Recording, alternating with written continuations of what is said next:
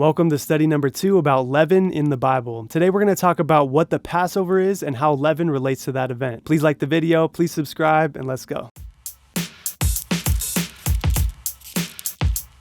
Many Old Testament references to leaven stem from the Israelites' exodus from Egypt, where God instituted the Passover celebration and the Feast of Unleavened Bread. For this reason, today's study will be focused on how leaven relates to that event, the Exodus and the Passover. So let's start off with a little context. The Israelites had been in Egypt for 430 years, and God delivered his people at this time from their slavery through the many signs and wonders he enacted through the 10 plagues he sent on Pharaoh and the Egyptians. The 10th plague was that every firstborn in the land of Egypt would die, meaning all the firstborn in the Egyptian families, even down to the firstborn of the livestock, would die. Before this plague happened, God told the Israelites to have each household sacrifice a spotless lamb and that all of their firstborn would not die. And with the blood of the lamb on the doorpost of each Israelite household, the angel of death would pass over those houses and not strike down their firstborn. God also told them that on the day that when Pharaoh would let them leave Egypt, you are to keep the Feast of Unleavened Bread, for on this very day I brought your divisions out of the land of Egypt. You must keep this day as a permanent statute for the generations to come.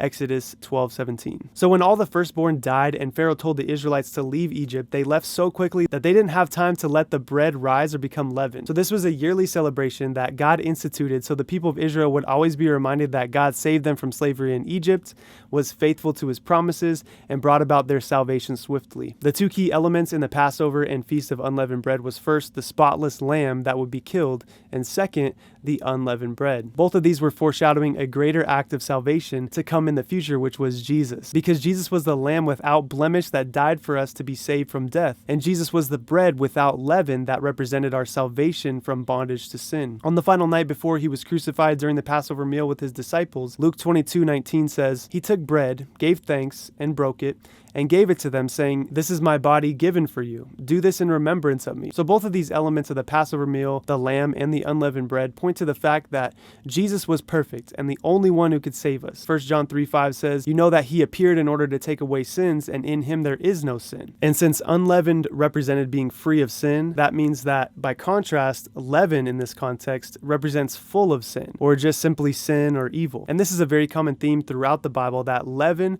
represents sin or something wrong. And this is where it all started at the Exodus, when God saved his people from Egypt and instituted the Passover and the Feast of Unleavened Bread. Well, I hope you were blessed by this video, and I'll put many more references to leaven in the Old Testament in the description of this video. If you ever want to check those out, they're always going to be there. And I'll see you in our next study of leaven in the Bible.